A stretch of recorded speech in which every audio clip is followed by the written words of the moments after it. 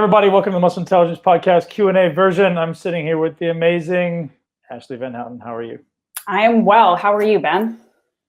Well, you're here. You're here. You got a smile on your face. I mean, that's yeah. Listen, we need to set the bar realistically. Yeah, I think it's important. I think it's important for people to know that I have shitty days too. And today hasn't been a shitty day, but yesterday was interesting.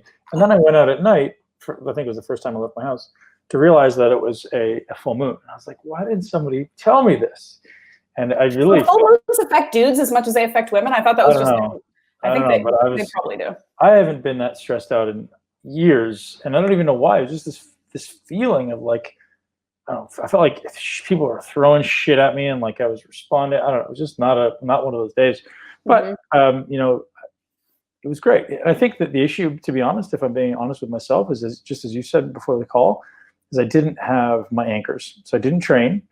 I didn't do my transcendental meditation. I didn't do my TM. I didn't go for my walk because I was so deep in, digging out of the shit that I just didn't have my anchors. And I'm sure if I would have done my anchors, I probably would have felt better, been more productive, and ultimately not had a day that was a little bit less than optimal. But back on track.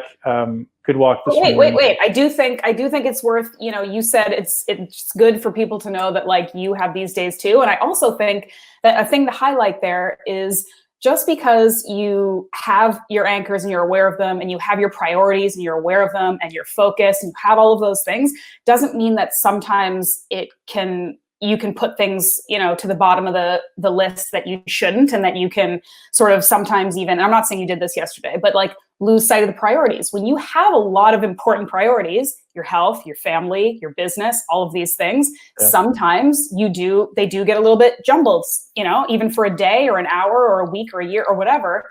And it's not perfect, and it's not a perfect science for everybody. And even people who are at the top of their game struggle with this stuff. And I do think it's worth noting that. Yeah, I think my awareness that I had yesterday was I hate letting people down, and I've been doing it a lot because I'm like, I have so many people waiting on things from me, like, hey, you need to do this, and hey, you need to do this, and hey, you need to do this, and I'm just like, it's on the list, I promise. As soon as it gets to the top, I'll be the first one to do it, but I've got so many things that are, urgent and important, and so many things that are not so urgent and important, and just checking things off the list. Like, I mean, if I'm sacrificing time in meditation, workouts, and with my children, something is wrong, right? Or something is overwhelmed. So it's okay. And I just see it as an amazing opportunity. I woke up this morning super grateful that I have all these incredible opportunities. I'm onboarding new clients. I'm launching new programs. I'm finishing up the certification. I'm launching I'm building a new nutrition certification, like launching a new coaching. And all these things take time, and they take teams, and they take systems, and they take revenue, and there's bills coming in that aren't being paid yet. I'm like, we gotta get the shit done. So there's a lot going on, but super excited for just the opportunity. And I think, Ash, you're part of this, and I'm so grateful for you. Really getting clear on how we're providing value to this awesome community. We've seen the Facebook community grow massively in the last few weeks, and I think it's just because you're going in there, I'm going in there, and everyone else in there is just providing this altruistic assistance. Like, hey, we want to be here to help you, and that to me is the greatest contribution to the world, is coming at this leading with your heart. And how can we help? Yes, we're going to help you build your muscles. That's easy. I'm so good at that. You're so good at that. But it's all the other shit that goes with it, right? And I was writing an article today that hopefully we'll be able to post up later in the week or next week about why everyone fails at a body transformation, right? 98% of people fail, and the 2% of people that do succeed, usually within 12 months, have gone back to where their baseline or worse. Why, right? Okay, so how do we then start to decode that? And that's what the coaching that I'm launching is built around. Is like, forget the what I'll call the X's and O's, the tactics, the mechanics of transforming your body. Not everyone. There's a lot of people that can do that for you. But what most people can't do is create the life shift, right? The things, the habits, the thoughts, the characteristics, the identity that allows you to change and stay as a different human being forever.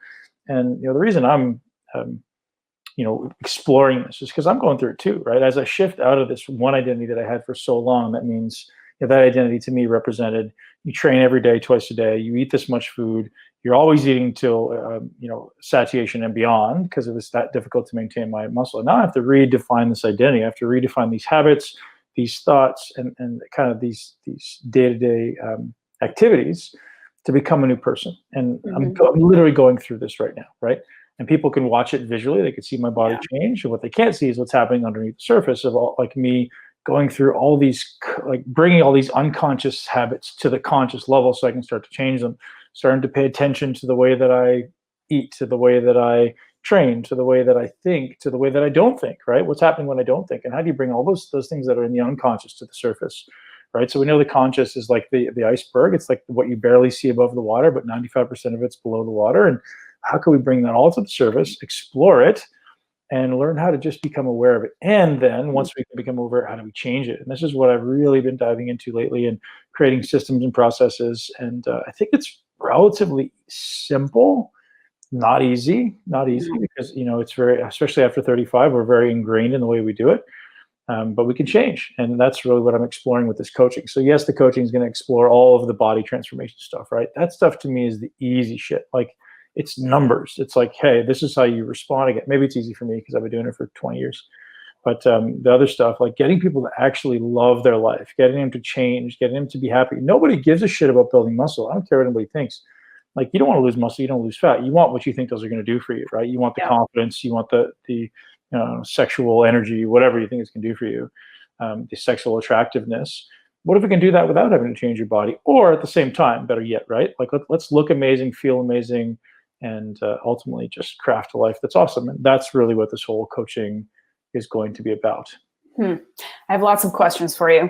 One, I would think that it would be almost more challenging. The kind of transformation that you're speaking about personally would be extra challenging for you because you are still incorporating this part of your life and yourself that you are so well known for in this sort of next phase. Like, you're still incorporating it, right? This muscle building as a tool, and this fitness part of it as a part of your new kind of life and business, but it's not your identity the way it used to be. So I would imagine that would almost be trickier than people who are just like cold turkey, doing something completely different, moving in a completely different direction, because there's still this sort of like people who are hanging on just for the old stuff, and they haven't moved over into like this new kind of concept. And then you're kind of like in the middle a little bit. And so how do you work through that in your head? That was the challenge, right? So when I first left bodybuilding, I was like, I'm just going to rip off the Band-Aid. I'm going to stop. And then I realized, well, I don't want to stop. Like, I love this. And I think this is the greatest thing that we can do for our lives. It's the greatest opportunity to challenge ourselves on a day-to-day basis and implement discipline. So then how do you start integrating the desire to want to still be strong and muscular and train hard every day with balancing not being 300 pounds, right? Like, you know, I think I told you when I retired, I went from 300 to, in about 18 months, I went to about 250. So I lost about 50 pounds of muscle, mostly. Actually, probably more muscle. I probably lost about 60 pounds of muscle because I was a little fatter when I stopped. That took a long time. That was very challenging. And then in 6 weeks, I went back up to 280 because I started training again. I started training every day when Derek Lunsford moved to Florida to train with me for Olympia. We started training 5 days a week, and I went from one meal a day to two. And that's not an exaggeration. I went from 250 back up to 280 in about 6 weeks. And people are like, what do you mean? Like, well, yeah, like I just started training again because my body knows how to do it. I was still, very, very capable and competent and able to push my mind hard. And I was probably able to push my mind even harder because of the meditation, the yoga I was doing. And, I got up to this point where I was still whooping his ass in the gym, and I had 18 months off the gym, right? Guy who's training for Olympia. So that was, this kind of ebb and flow that I realized exists in my life. So I'll remove myself intentionally, and then something will pull me back in. And I love it. Like, I'm learning to flow with a little bit more objective, meaning I have three kind of targets, right? I want to be strong and muscular. I want to have a great aerobic capacity. So I want my three types of training. I guess we'll say this is like, I'm training for strength and muscle. I'm training for mobility and stability, which is for me yoga. And then I'm training my aerobic system because I want to have great aerobic capacity. So those are my three kind of the trilogy, right? So I sometimes refer to the muscle intelligence trilogies, and that's it. It's like strength, mobility and stability, and aerobic capacity. If you can build those three things, you'll be happy and healthy, hopefully, for a long time. And so the way I do it is one day is strength training, the next day is yoga and aerobic fitness. And most days I'll do aerobic fitness. Most days I'll get out there and do walking and running and so that kind of stuff. I think for most people who listen to this podcast, at least, if you're 35 plus, there's some awareness of like, hey, at some point I'm going to die. I'm going to live forever, but I want to be here for a long time. I don't have that awareness yet. I'm not thinking about it. But I want to be here for a long time. So therefore I should start paying attention to my health, optimizing my life, right? So what does that look like? And it's not like I'm not aggressively trying to put on a ton of muscle, but I still maybe want to put on some. And I want to be super lean and feel great all the time and have great energy and great sleep and low stress. And those kind of, that trilogy is I think the best approach to do it. And that seems to be the market that's following us more and more now, rather than the exclusive hardcore muscle building. And listen, hardcore muscle building for me is easy. Like you could put anybody in front of me and I'll put 30, 40 pounds on in a short amount of time, because I've done that hundreds, if not thousands of times. But what, as I say, I always come back to is you realize that that's never the goal for these people, right? Like, you have these young guys who come in and go, Ben, I want to be Mr. Olympia. Awesome, let's do that. I'll teach you everything you need to do. But let's make sure we're taking care of your health in the back end. So this idea of healthy muscle building. And when we do that, we start to realize that they overcome their insecurities, they overcome their fears, they become more self-confident, they enjoy the process of muscle building, and then their desire maybe shifts a little bit away from, the insecure desire to pursue something that's ultimately maybe not the healthiest thing in the world for them. And again, I'm not in any way trying to condemn Mr. Olympia competitors. I still think it's fucking awesome and inspiring. But I'd love to be able to lead people down the path of doing that in a way that's ultimately the healthiest for your body and your mind, right? Mm-hmm. There's a lot of people going through hard times, especially young aspiring athletes and young aspiring fitness enthusiasts. And the reason they're pursuing this thing is because they think it's the solution to their problems. They think it's going to change who they are. They think it's going to make them more confident. None of that is true, right? It's not the end result. It's the process. And I think I keep coming back to that a lot. Yeah. I want to ask another question about something you talked about earlier, which is, and you've mentioned this before, sort of you really don't like letting people down, and you don't like, starting something and not finishing it or whatever. And you're busy and you've got a million things going on, and you also have your family and you have all of these other aspects of your life that you need to be working on a daily basis. And I think I've asked you this question before, but it's worth asking again for all of the other aspiring type A people who are maybe putting too much on their plate these days or anytime.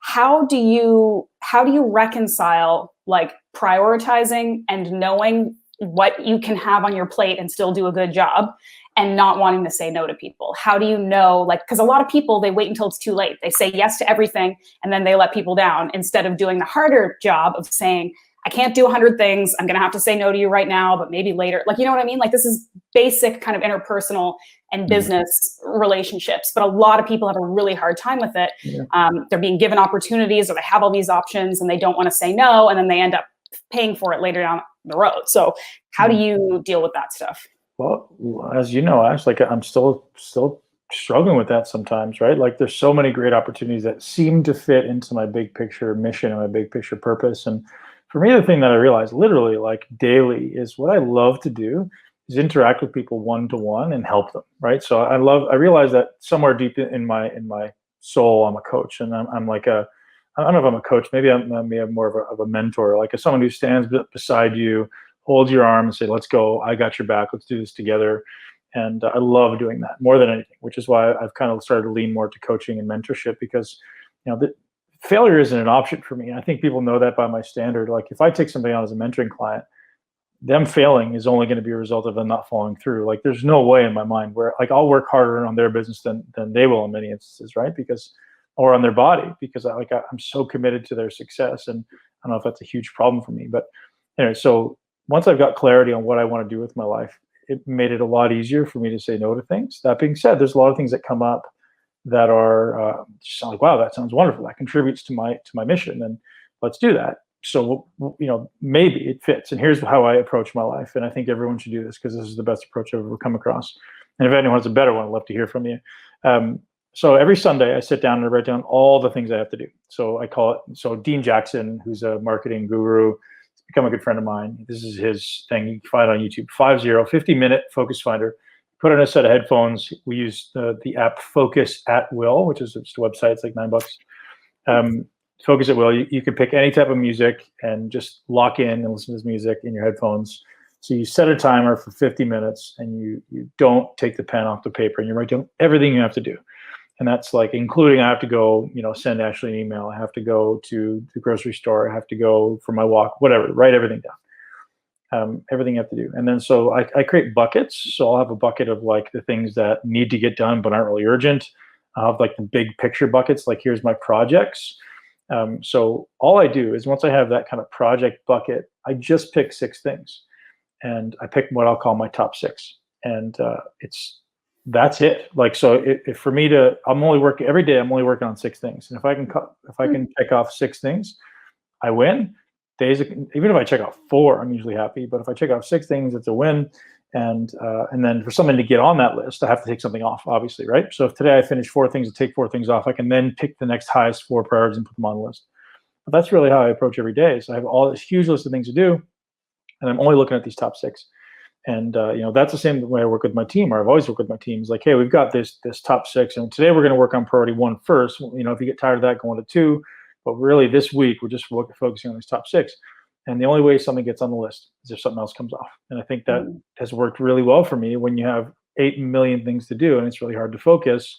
And you get this, Ash, they're all there on the list, but I have to cross some other things off the list first before I can do it. And then there's some shit you got to do on a day-to-day basis that you just have to do. But as far as like projects and tasks and big picture things, you can only work on a small number of things, especially if you want to focus. And literally, if one of them takes me 3 months to do because it's a long project, like this, the developing the course content for the personal training certification, the course content for the mentorship, the course content for the coaching, like that shit takes me months. Like some of them have been on there for 6 months. Like they're certainly on there when I was in Colombia in November. So it stays, and it doesn't get bumped. And I just work on it like piece by piece, and it just eventually, hopefully, falls off. And then you look back and you go, man, I took all this stuff off my list. And that's been a great method for me. And so I take that a couple steps deeper, but I won't share that with the audience. But that's basically it. There really is nothing better than marking things off a list. I do it every day. I haven't done like the 6 per day thing, but it's like there's something so calming. I'll actually do like a different piece of paper for every day. I'll do them all like maybe a couple days in advance, but there's something so nice to just see it compartmentalized and then to be able to draw a line through it. You feel like tangibly like you're moving forward. Dopamine. It's literally dopamine, right? You're moving towards something. It's dopamine. So it's yeah.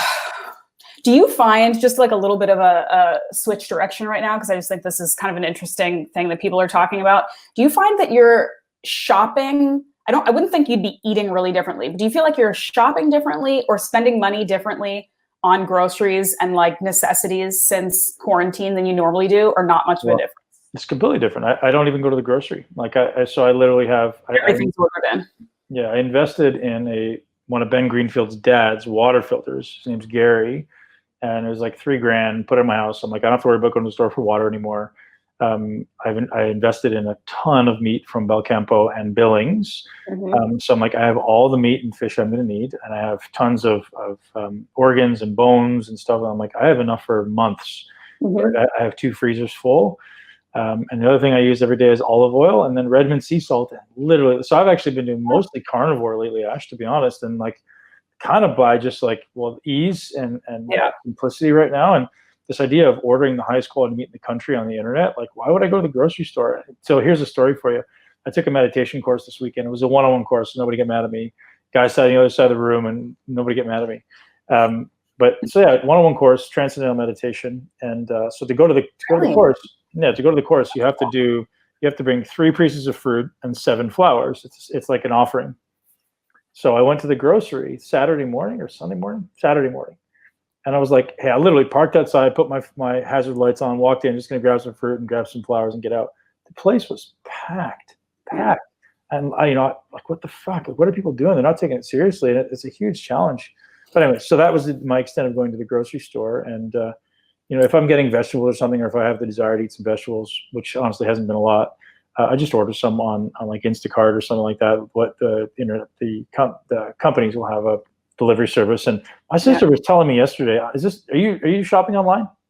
I'm doing a little bit of both, to be honest. Yeah. But one thing, like, just, I think going back to the crazy mob scenes in the grocery stores, like, I really do think that this is like a reckoning for a lot of people who have no idea how to grocery shop and also are just like overreacting in weird ways, like buying too much of stuff and too frequently and whatever. But like, I've heard a lot of people complaining that they're spending more money on groceries because they're not used to, like, on a weekly basis buying everything they think they're going to need. People eat out so much. They buy so much, like, seamless or quick food, and not even necessarily like it's all junk food, but just like buying their salad one off, and it makes it seem like they're not spending as much money. And then when they have to go to the grocery store and think about what they need to eat for a week straight or 2 Right. weeks straight or whatever, people are like kind of freaking out over how much money they're spending. And I'm like, this is a perfect example of like being able to be mindful and think about it and like really pay attention to what you're doing and care about what you're eating. And like, I have honestly been eating better since quarantine started, and I eat pretty good anyway. And I've been eating way better, like, because I'm just paying attention to it. I love that you brought that up, and I've been so aware of that. Is everything you're doing is changing everything. So therefore, you no longer have the opportunity to live from a mindless place, right? You actually have to become conscious of things like, oh, I have to do this differently, and I have to start preparing differently and buying different things, and that's the greatest opportunity. It's like bringing everything above the surface, like we spoke about, right? Is like nothing you're doing is unconscious now because the routine's been flipped on it. Amazing change, right? Pick. Don't just let things happen. This objective versus subjective living. Don't go with the breeze. Go in the direction that you want to with a vengeance. And I think it's such a cool opportunity if you take it as such, right? And one of the things that I noticed, I don't know if you've noticed this, I love this, is like I've met all my neighbors, right? Previous to this, I didn't know any of them, and like I've met all of them, and they come up, 6-10 feet away, and they go, "Hey, how you doing?" And we chat for 20 minutes, and like this is so great. I'm like, I would have never met neighbors in the past. I think it's a really interesting social experiment where you're going to have this really tight knit group of people, and everybody else is going to be on the outside. Right? Because like now you also notice you're walking down the road, like people will go the other side of the road if they're walking past you. So you're not going to meet random strangers, chances are, but the people that are close, hopefully, will become closer, which I think which is really interesting. I think who knows how it's going to affect it, but super interesting. It is such a cool thing. I'm noticing this too. Like I know people are doing like they're doing like neighborhood parties where everyone's going out into their balconies or into their driveways, and they've got their, if it's beer or their sparkling water or whatever, but they're like having little parties and their social distance, and like, and I went for a walk. They shut that down in Florida, so you know. Yeah, I mean, some people are kind of calling the cops, and some people are like, relax, they're 10 feet away. But anyway, like I went for my walk today, and I'm going to post it on social media later. I was in sort of like, just like the neighborhood, and someone had I guess there was a painter living in one of these houses, and they had painted like a landscape of the neighborhood that we live in, and they had put it on their easel in their front sort of like driveway, so people could walk by and see this beautiful artwork that this person painted like while they were in quarantine. And people are posting like their kids' pictures and stuff like that, and it's like it's a way to communicate because we're all kind of in this weird situation together. And it makes you think like, why wouldn't we do this on a normal day when everyone's like, why wouldn't we do this? But we haven't thought about it until we felt so hemmed in. It's just interesting. I'll tell you one of the cool things that my neighbors have done is by accident, 4 or 5 of us happen to be on the road at the same time. And one guy goes, "Hey guys, I just want you all to know, if anyone needs toilet paper, I have an abundance." Another guy goes, "Hey guys, if anybody needs bottled water, I've got an abundance. If anybody needs canned food." So everyone's kind of going like, "Hey, if you need anything, this is what I've got an abundance of." And that's a really cool thought, right? It's like, if you need anything at all, I'm here for you. And I think, I've done that in the group. You've done that in the group. I think it's a really interesting exploration to just go, hey, how can I help? And the fact that people are doing that, means so much. And maybe I'm blessed to live around great people, but I think there's this really cool energy that exists in creating a tight-knit community. I do think that's coming out. And one thing, Alex and I were talking about on our walk today was we were thinking like so many people are saying things to the effect of, we're really realizing what is necessary and what isn't, what is essential and what isn't to us personally, whether that's, how much money we're making or how much time we're spending with our family or how many things we need or how much we need to shop and all that kind of stuff. And it does seem like when this is over, it could go in 2 different directions. It could go in the direction where we come out of this super grateful and super mindful and remembering what we just dealt with and just having so much appreciation for what we have and sticking to kind of that minimalism framework. Or we can come out and go nuts and completely forget everything that we've done, mindfulness wise while we're stuck in our quarantine. And I'm sure, like it's human nature. Some people are going to go one way, some people are going to go the other. But what do you think? Like, what advice do you have for people who, when we are finally unleashed, some people are going to go nuts. They're going to go to the mall and they're going to shop and they're going to buy a million things and they're going to go get drunk, whatever. But how do we kind of like keep this sort of mindful framework when we go back out into the world and things go back to normal? It's just habits. There's no way around this reality that if you create strong habits now, you'll carry them. And if you don't, you won't. And learning to be conscious of things is huge. I think one thing that I want to bring to everyone's attention is this very obvious awareness that right now, there's a very small number of people in the world making a huge, huge sum of money, meaning Amazon, meaning large corporations, meaning whoever's invested in these vaccines, things that people are making huge sums of money. People, as soon as this economy turns, people are going to be foreclosing on their houses. The wealthy are going to get wealthier. So my suggestion is be aware of where you are spending your money. Like, are you supporting your local businesses? Are you supporting small businesses? Or are you supporting the big, Amazon people? Like, it's super interesting I don't know if I spoke about this in previous podcasts, but like the stuff that Amazon is curating to ensure that their growth continues to be scaled is really interesting. Again, no conspiracy theories, although I think there may be some worth talking about. Yeah. The Amazon, like Jeff Bezos is him and Bill Gates seem to be the guys who are benefiting most in this situation.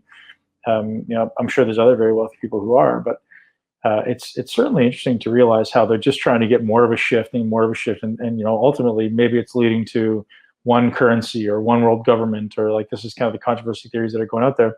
Who knows? But whether or not it's curated or not is remains to be seen, and at best a conspiracy theory. But just be aware of where your dollars are going, man. Like, this is the reason why I love working with Bel Campo, and I love working with Billings, and I love working with Fresh Press, because like I'm not going to fucking Whole Foods to buy my food. Forget it.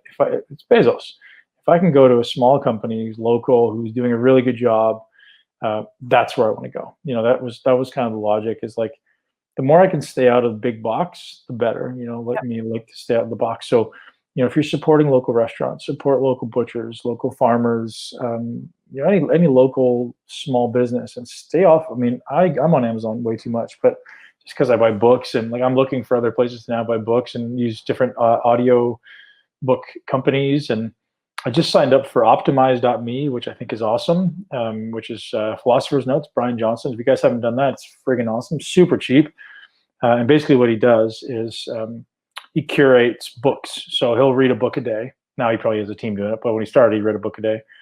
And he just gives you the 5 big ideas in a video, 10-minute long video, and a 10-page PDF summarizing the book. So rather than having to read the book, you do these, and then he's got like, brings on the experts, does a podcast, or it's a really good resource if you want to learn fast, learn a lot, and not have to read the whole book. And if something really appeals to you, then you go, I'm going to go jump into this. That's where honestly I find a lot of the podcast guests is I'll go in there and snoop through books that I find really interesting. Like John Medina was in there, Kelly McGonigal was in there, Dr. Perlmutter is in there. Like, so it goes through like success books, health books. He's very much in this optimization space. And he does a really good job, like super good job of giving you actionable items, and then kind of curating books for you. I mean, you have a huge book list. I'm sure you have 30 books on your list that you want to read. I probably have 100, and I don't have time to read them all. So sometimes I go like, listen to 5 of those, which takes an hour, and then I kind of get the gist of 3 or 4 of the books, and the one that I really love, and go out and buy it and read it. So that's cool. A little hack. Yeah, that's smart. We kind of got off track before. You were talking about this crazy transcendental meditation class you took this weekend, but tell us more about that. I also find it interesting that you took this intense class on the weekend and then Monday had a super shitty, stressful day. Well, I'll tell you. Yeah, I'll tell you what happened. So it's meant to be a 4-day class, but Monday I had meetings and shit to do, so I didn't go to the last day.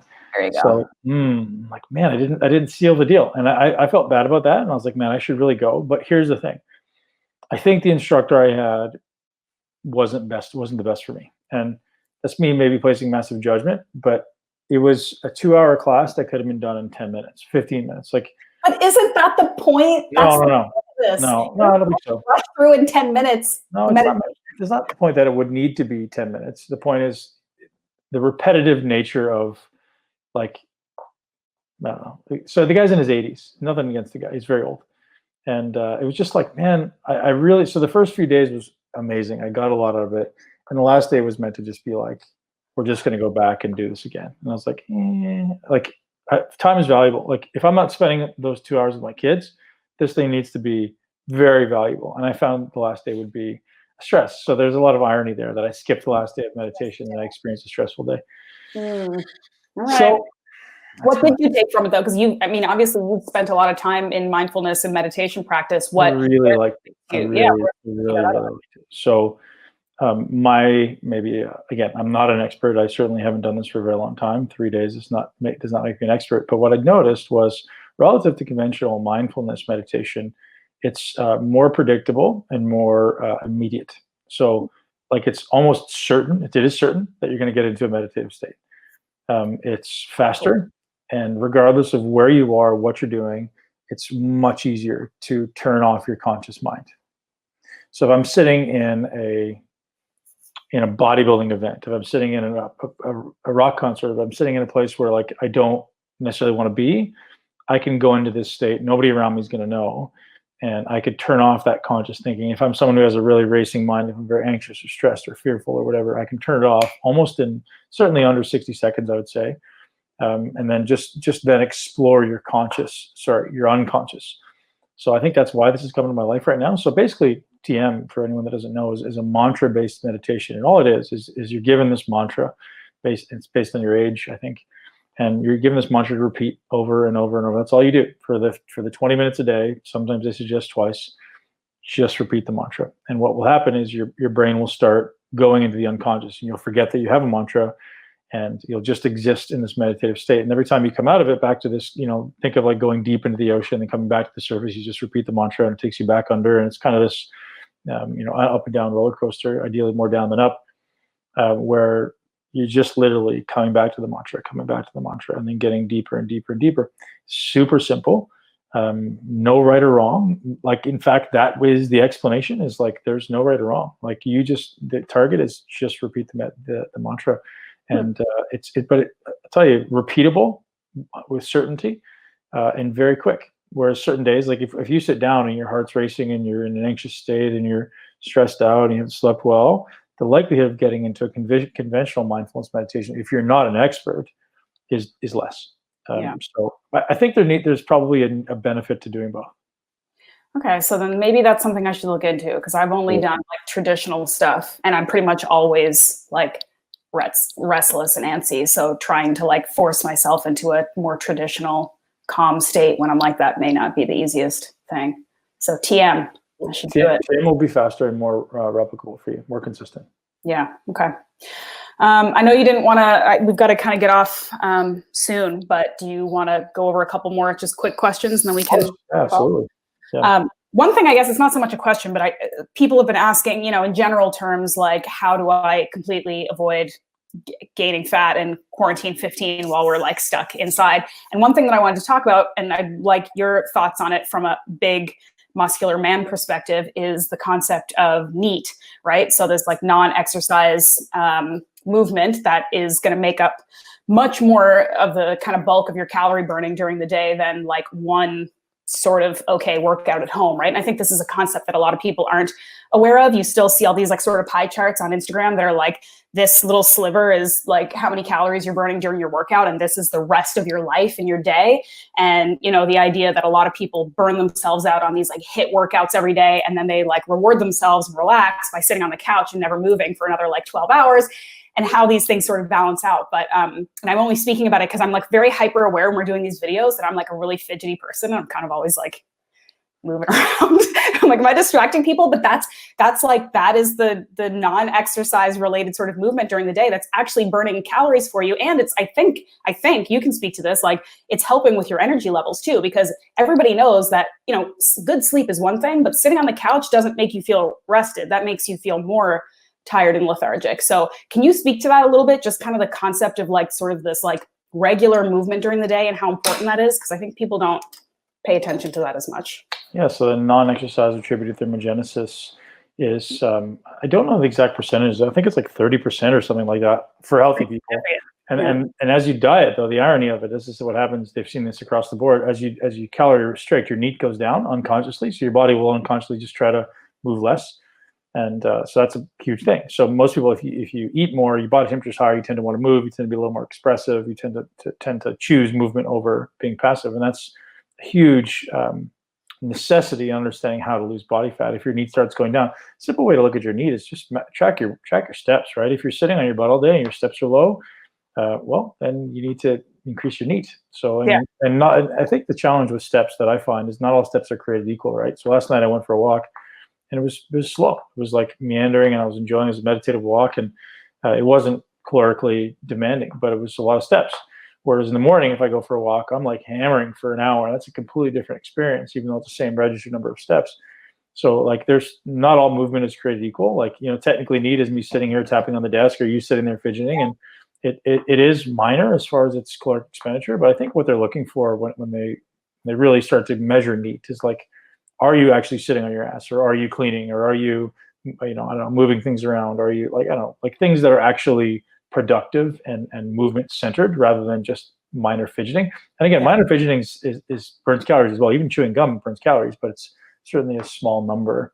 But yeah, I think it's important for people to realize when you're sitting at home a lot, just create a schedule for yourself. Like every 50 minutes that we're sitting down, set an alarm so it goes off and you move for 10 minutes. And I do that, and I'll get up and I'll do push-ups, I'll do yoga. I've got my yoga mat set up in the living room, where I'm kind of always going out there. Just even if it's just like a little bit, or if I'm listening to, if I'm on a call, sometimes I'll just get down and do some yoga, or I'll go for a walk outside, and intentionally trying to schedule your life in breaks, so it's not just constantly sitting on your butt. Yeah, and the idea, like a lot of people are doing these workouts that they're finding online, and it's like 100 of this, 100 of that, 100 of that. And it's like, why not break that stuff up? Like if you're someone like firefighter and you want to do, 100 burpees in a row, cool. But you could also do 10 of them every half an hour for all day. And then it's just like, it's good for your energy, and it's good for your like endorphins. It is better. It's not going to have the same metabolic response though, right? So every time when you start getting into like energy systems, it's a different. So effectively, if you're looking for caloric expenditure, maybe it's very close. But if you're looking for an adaptation to the energy system, it's different. So if you're doing it to exercise, then you do it to exercise. You do it in a tight window. If you're doing it for movement base, like if I'm just trying to make sure I get my calories burned today, it's different. But so I think people should have both. I think you should certainly be hyper aware of training the energy systems, and that's the aerobic energy systems. That means that exercise you can do effectively with your mouth closed, repetitively for 30 to 60 minutes at the highest possible intensity you can do with your mouth closed. That's an aerobic based workout. That's useful. Anaerobic is when you start going to places where now I start to have to open my mouth, I'm breathing a little bit heavier through my mouth. And that does also train the aerobic system, but most importantly, I've experimented with quite a few peptides, specifically train the anaerobic system. So we want to make sure we're training both of those systems, because they're so important in health and longevity and your body's ability to burn through energy. So really trying to push up that what's called the VO2 max, where it's like, how high can I train with my mouth closed? That's oversimplification, but that's really what it is. In the US, and if you can stay in that super high aerobic state, your body's going to burn more fat during exercise, more fat when you're sleeping and resting, and therefore likely the overall leaner, I believe. So as you put the VO2 max up, which can happen in a number of different ways. But as long as you understand what you're doing. So what are your thoughts on, someone's asked you about your idea on fasts that are over 72 hours, and also I guess you could speak specifically about fasting during quarantine. Like I know there's been some communication out there that fasting isn't great for your immunity if you're doing some longer fasts, and if you are immune compromised, maybe you should be just focusing on eating healthy. But generally speaking, what are you thinking about like healthy people fasting during the quarantine? My only suggestion is if you are going to experiment with these something that's unusual, that's uncomfortable, to restrict that eating window, like you mentioned last week. That's been useful for you to Ryan did mention maybe just be a little bit more aware of your calories, aware of where it's coming from. Yet, and I think by the FDA. One of the things that I introduce into everyone's diet that works with me is a period of being hungry. Everybody. That can happen in the middle of the day. That can happen at the end of the day, the beginning of the day. Have an amazing day. Whatever that tends to work for that person. But like I'll often try to go 8 hours between meals, like even during the day. So if my first meal is at 8, I may not eat again until 6 or 7. Your mind. And I intentionally want to be hungry between meals. I think there's something magical about being hungry. Maybe it's not magical, but maybe it's certainly beneficial. So whether that happens in the morning, that happens at midday, or happens at night, I suggest everyone be hungry. And then, like the metaphor I often use with respect to training, see how close you can get to the fire, right? So when you're training in the gym, if you come into the gym with me and you train legs, or you train any body part, at some point it's going to start to get uncomfortable. And at some point, your brain is going to go into panic mode and go, holy shit, I need to stop, right? And the question becomes, do you need to stop? Or did you just choose to stop because it was getting a little bit uncomfortable? So you're getting a little bit closer to that fire. It's like, oh, yeah, I've never been here before. This is very uncomfortable. I'm going to stop. So eventually, if you're an elite athlete, you go right up to the fire and you play with the fire and you use it to cook your food, and it becomes your best friend. But if you're someone who's new to the fire, any amount of heat is very scary. Same thing with fasting, right? If you're new to fasting, if you've never been hungry before on purpose, you tend to create this stress response. You start to create the story in your mind that goes, holy shit, if I don't eat, I might die, right? And as you know, you're not going to die. So learning to maybe explore the discomfort or explore the new, I didn't even call it discomfort. That would be a label, right? Why don't we just call it the new sensation that exists around being hungry for an extended period of time, and create I do this with a lot of clients too who have a hard time losing weight.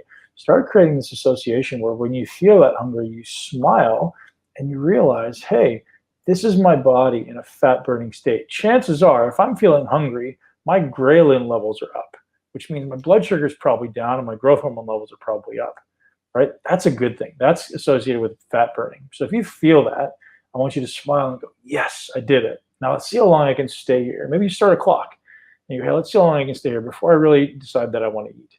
And when I eat, that's okay. There's nothing wrong with it. But we just want to see if I can stay here a little bit longer tomorrow, right? And get used to that, getting closer to that fire. And I think that's a huge tool for people, is acknowledging that hunger is not stress. It's not anxiety. You're not going to die, even though it's built into our genetic code, right? I'm sure there's not a shortage of food. And if there is, tell us, we'll help you out.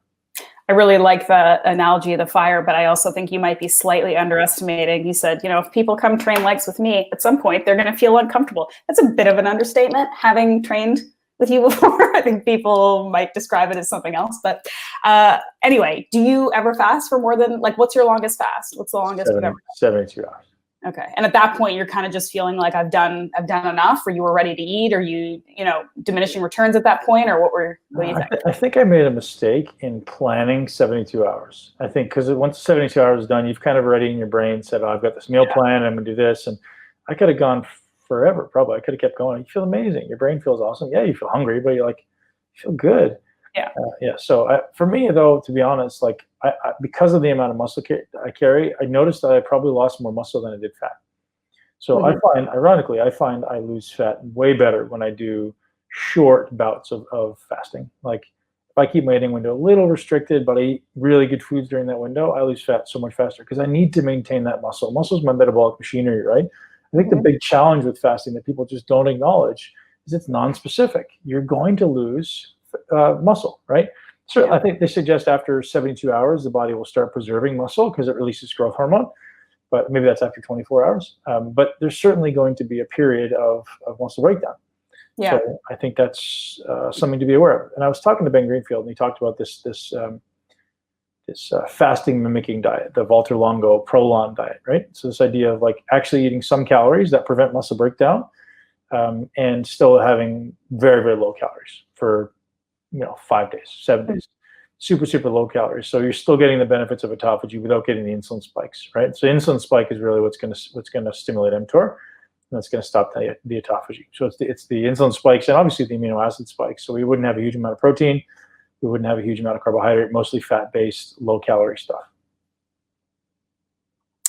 All right. Anecdotally, I would say that I kind of agree with what you're saying. Probably, again, for also fit people who don't have a lot of fat to lose, and they're mostly doing it for just overall health benefits or autophagy or feeling good. I think that maybe some of these shorter, more concentrated fasting, because I would say, again, for myself, the few times that I've done 2 or 3 day fasts, it's fine. I don't think that it's super improving my body composition, but over the last 3 weeks doing this shorter, compressed eating window thing, I've been eating bigger meals. I've been, not to say lenient, I'm eating junk, but I'm not being super strict, paying attention to how many carbs I eat or anything. And I feel I'm actually improving my body composition since I've been stuck in the house. And I'm moving, probably even working out daily when I can and going for long walks, I'm probably moving 70% less daily. And this is I feel stupid saying it because I'm around people like you, and I've been in the bodybuilding world for a long time, and I know cardio isn't everything, but this is really proven. The movement part of it,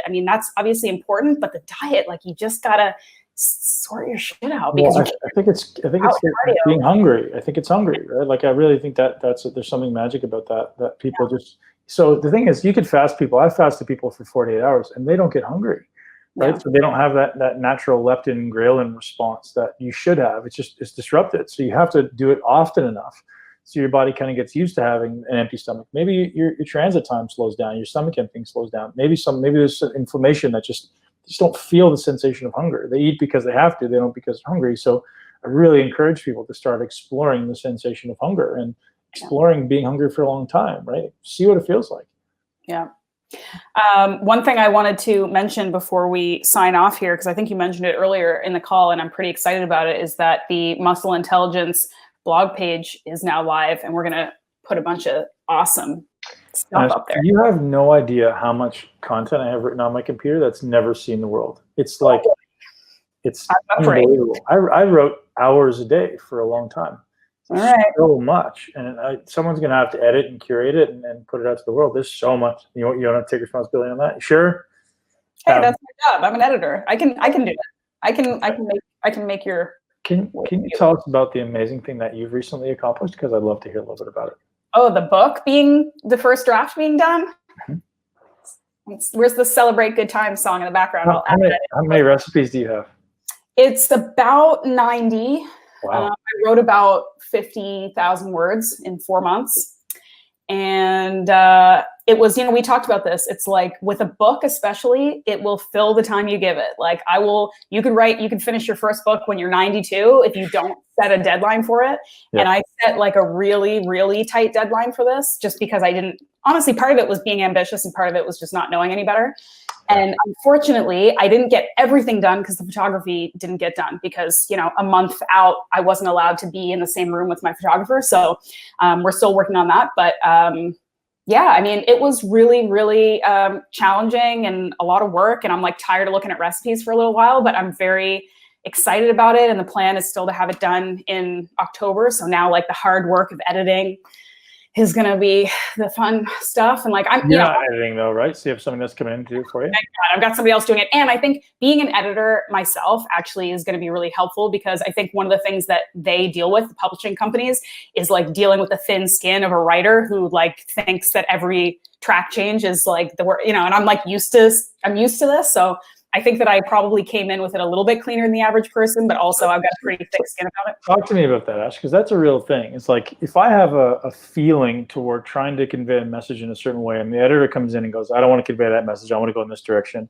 How do you come to terms on that? Well, I mean, I actually have a call with my with the publishing company in like an hour, so I'll let you know how that goes because I'm going to be talking to them on the phone. But I think a lot of it depends on picking the right people in the first place, right? Because if you pick the right publisher or the right editor or whatever, that you guys get along, you communicate well, you're both pretty clear on each other's sort of visions and goals in the beginning, there probably won't be a lot of like surprises like, oh shit, you are going in a completely different direction. Like that probably won't happen.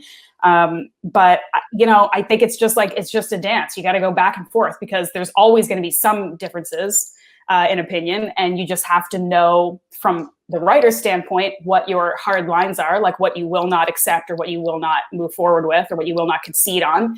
And the editor is going to have those things too. So you just have to be clear and not too emotional about it. And we'll see. Like I'm still early in the process, so they haven't said anything that's upset me yet. So we'll see. The reason I ask is because like I feel like my direction and content is very specific. And I hired someone last year. I think I told you, it's actually 2018 now. I hired somebody to write my book with me, to kind of co-author and kind of guide me through the process. And we did, 6 or 7 chapters and long chapters, maybe even more than that actually. So we did a whole layout and then all the chapters. And I squashed it because we had these amazing calls and I was like spitting like all this amazing information. I don't think they're recorded, but maybe he had them recorded. And he turned it into a flow and said, "Okay, man, go ahead and edit this." And so I edited, sent him some other content I created. He put it all together and I read it and I was like, this just sounds nothing like me. Like it sounds nothing like I would have put together. And it was such a waste of time and money. And it was months. And I was like, man, this sucks. So I had to squash it. But not knowing, like at the time, I was like, man, this guy's got, his track record was fantastic. Like the number of books he's put out was amazing. And I was like, originally I just wanted someone to kind of like keep me accountable to a daily section and I would write it myself. But he goes, you know what, man, like you're such a good talker. We could do this really fast. I'll ask you questions. We'll get down that path. I'm like, okay, let's see how that goes. And it didn't work.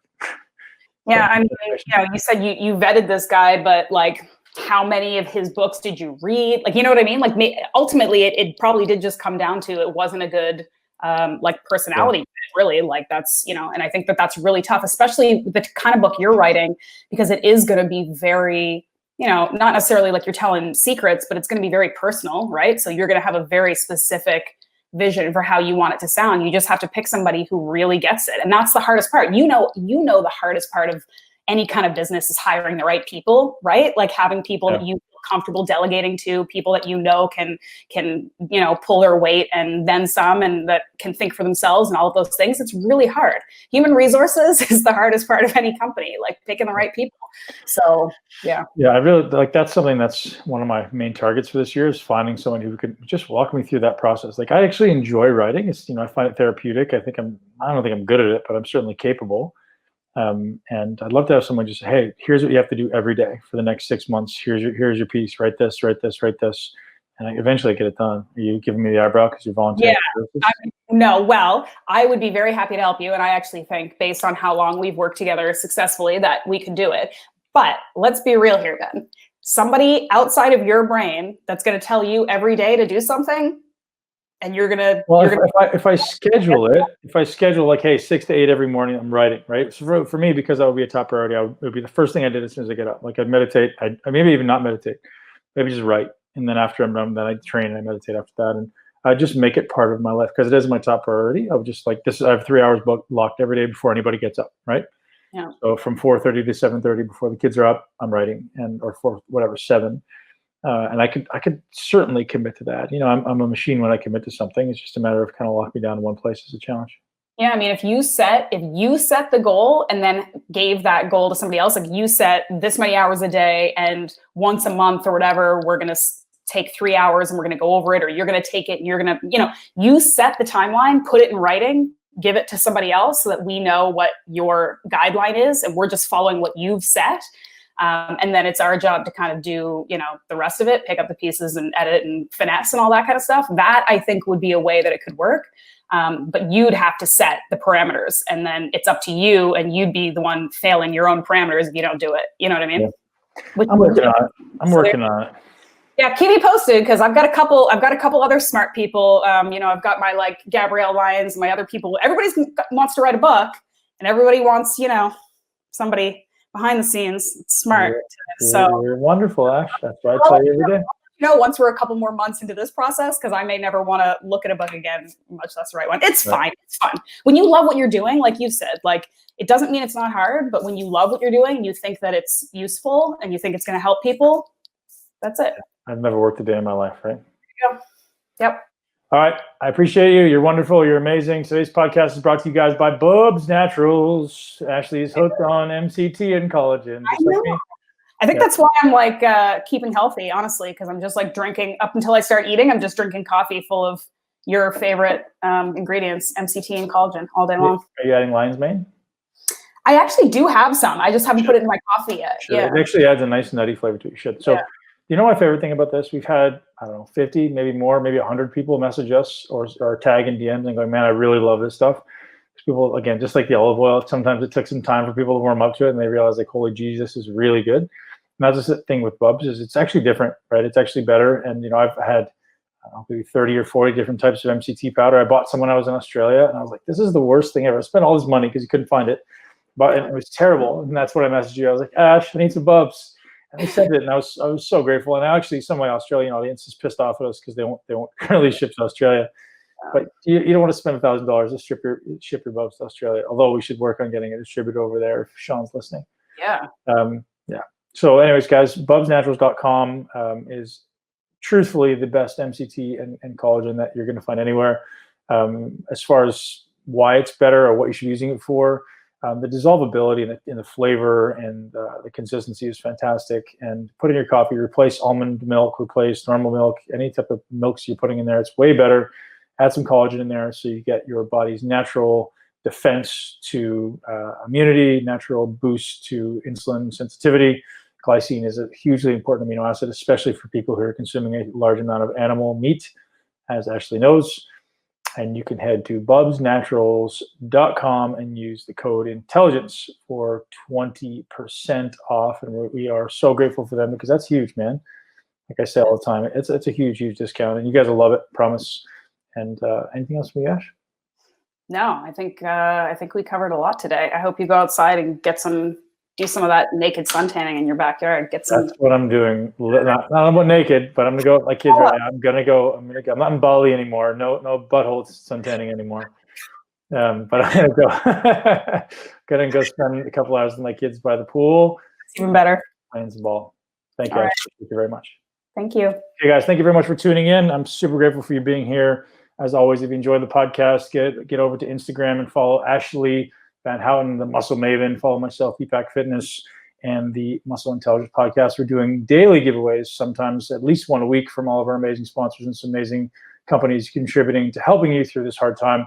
We're certainly grateful for you being here. If you have enjoyed this podcast, we would absolutely appreciate a review and a share with at least one person you know that would love this podcast. If you're the type of person that likes to help people, like Ashleigh and I, then definitely send this over to someone you know and love to jump into the muscle intelligence life. Have a great day. Thank you so much for tuning into Muscle Intelligence. If you enjoyed today's episode, please be sure to share it with at least one person you know. Make sure you're subscribed so you never miss an episode. This podcast is for information purposes only. The statements and views on this podcast are not medical advice. This podcast, including Ben Pakulski and the producers, disclaim responsibility for any possible adverse effects from the use of information contained herein. Opinions of guests are their own, and this podcast does not endorse or accept responsibility for statements made by guests. This podcast does not make any representations or warranties about guest qualifications or credibility. This podcast may contain paid endorsements or advertisements for products or services. Individuals on this podcast may have a direct or indirect financial interest in products or services referred to herein. If you think you have a medical problem, consult a licensed physician.